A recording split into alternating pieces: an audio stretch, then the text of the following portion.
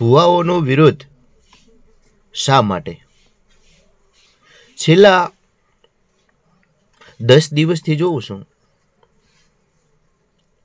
વિડિયા ભુવાઓના વિરોધ વિશેના જ આવે છે. એક કહેવતમાં કીધું છે, ઘર ફીટે ઘર જાય, આપણો જ આપણે ખોદીએ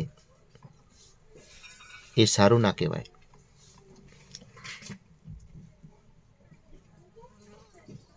વિડિયાઓની અંદર કોઈક કોલ રેકોર્ડિંગ આવે છે, કોઈક ભુવાજીના વિરોધ કરી અને શબ્દો બોલે છે, કોઈક ધર્મ વિશે ખોટું બોલે છે, કોઈક માત્ર ફેમસ થવા માટે વિડિયા મોકલે છે.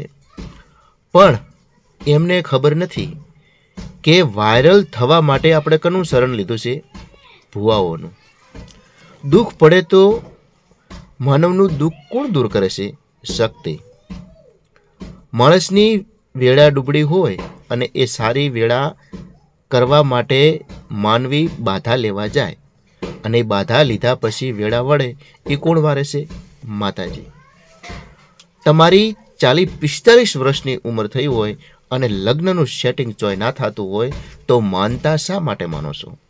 અને માનતા માન્યા પછી ભુવાની બાધા શા માટે રાખો છો? શક્તિ ચોક્કસ છુપાયેલી છે. અમુક ભુવાઓ બાધા આપે અને એમ કહે કે આટલા મહિને, આટલા દિવસે, આટલા સેકન્ડે તારા ઘરે જો છોકરો થાય તો માનજે કે મેં માતાએ આપ્યો. તો આથી પુરાવા કેવા જોઈએ? અમુક ભુવાઓના વિડિયા જોઈએ છીએ, આપણને કહેશે કે આટલો સમય, આટલા તારીખને આટલા વારે તારું કાર્ય થશે. તો શું કાર્ય નથી થતું?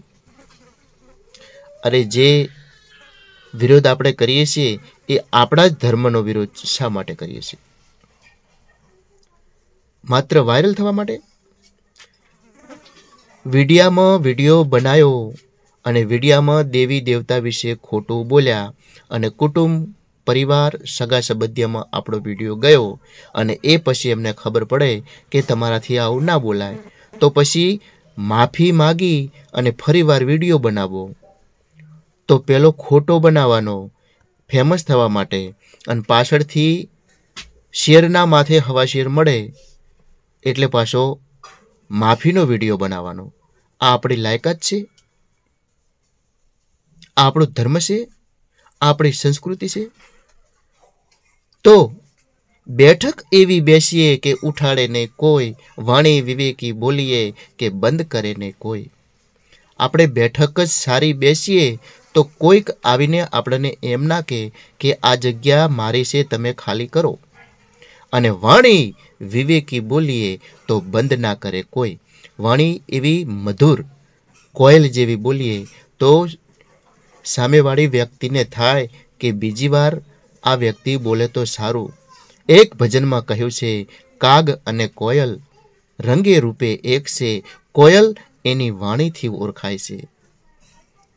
એમ વાણી વિવેકી બોલીએ, વાણી સારી બોલીએ તો સામેવાળી વ્યક્તિને એમ થાય કે ના, વાણી સારી બોલ્યા.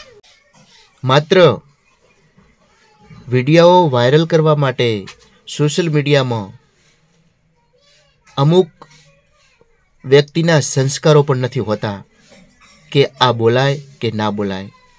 ધર્મ વિશે, માનવ વિશે, બહેન વિશે, ભાઈ વિશે, કુટુંબ વિશે ખોટા ખોટા ઓડિયાઓ, વિડિયાઓ માત્ર એક ફેમસ થવા માટે. પણ એ ફેમસ થવાની પાછળ માફી માગવાની આવે એ સારું ના કહેવાય. તો આપણે શા માટે આવા ખોટા વિડિયાઓ બનાવીએ? કોઈ શક્તિ નથી કે કોઈ ધર્મ નથી, કોઈ ભુવા નથી કે ભુવા ખોટા છે, ભુવા ધોણે છે, ભુવા આમ કરે છે. ભુવા કોઈને આમંત્રણ લખીને નથી મોકલતા કે તમે અમારે ત્યાં આવો અને બાધા લઈ જાઓ. કારણ કે બધાય ભુવા સરખા હોતા નથી. જે ખોટા છે એ લાંબો સમય સુધી ચાલતા નથી. સરવાળે શું એમનો સમય પૂરો થાય એટલે એ એમનું પૂરું થઈ જાય. વિનાશકારી બુદ્ધિ વિપરીત ભવતી. ગીતામાં શ્રી કૃષ્ણ ભગવાને કીધું છે કે જ્યારે માનવીનો વિનાશ થશે ત્યારે એની બુદ્ધિ અડવો એને હુજાડશે. એમ આપણે સારું સૂઝવાનો વિચાર કરીએ, ખોટું સૂઝવાનો વિચાર શા માટે કરીએ? કોઈ ભુવાઓ કને માતા નથી, ખાલી ધૂણે છે, ખાલી ધતિંગ છે, આ તો એક કમાવાની દુકાનો છે, આવું શા માટે બોલી અને ઓડિયા અને વિડિયા મોકલો છો? કારણ કે એ તમે હજુ સુધી કોઈ શક્તિ જોઈ નથી અને શક્તિ જોવાનો પ્રયાસ કરો કે બધા ભુવા એવા નથી હોતા, કે બધા ભુવા ખોટા નથી હોતા. પાછળથી માફી માગવી અને પાછળથી કેવું કે મારી ભૂલ થઈ ગઈ, માત્ર ફેમસ થવા માટે બસ કોઈક ધર્મનો વિરોધ કરવો, કોઈક બહેનનો વિરોધ કરવો, કોઈ ભાઈનો કરવો, કોઈ રાજકારણનો કરવો, કોઈ સગા સંબંધીઓમાં કરવો અને પાછળથી વિરોધ કરી વિડીયો ઉતારી, ઓડિયો ઉતારી, ચડાવી, માંડ થોડાક ફેમસ થયા હોય અને તરત જ પાછળથી માફીનો વિડીયો આવે, મારી ભૂલ થઈ ગઈ, આવું બોલી ગયું. તો પણ શા માટે આવું કરો છો? અરે ઘણા બધા આ ધરતી માતાના આંચળ છે, અનેક આંચળે થાઓ અને મોટા થાઓ. શા માટે કોઈકનો વિરોધ કરવો? આજે આવ્યા ને કાલે જવાના, કોઈ કોઈનું સગું નથી, કોઈ કોઈને કોઈ આપી દેવાનું નથી. સારી વાણી બોલો, સારું વિચારો અને ધર્મ તો સત્ય છે ને છે. ચોમાસાની અંદર વરસાદ ક્યાંથી ટપકી પડે છે? શિયાળામાં ઠંડી ક્યાંથી પડે છે? ઉનાળામાં ગરમી ક્યાંથી પડે છે?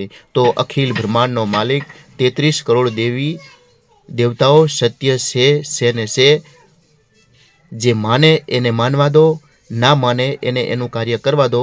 કારણ કે વિનાશકારી બુદ્ધિ વિપરીત ભક્તિ, એનો વિનાશ થવાનો છે, એ ચોક્કસ જ છે. તો કોઈનો વિરોધ કરી, કોઈ ભુવાઓનો વિરોધ કરી, સાધુ સંતોનો વિરોધ કરી, મા બેન ભાઈનો વિરોધ કરી, કોઈના ઓડિયા વિડિયા વાયરલ ના કરશો. બે હાથ જોડીને કહું છું, જય ભોલેનાથ કી.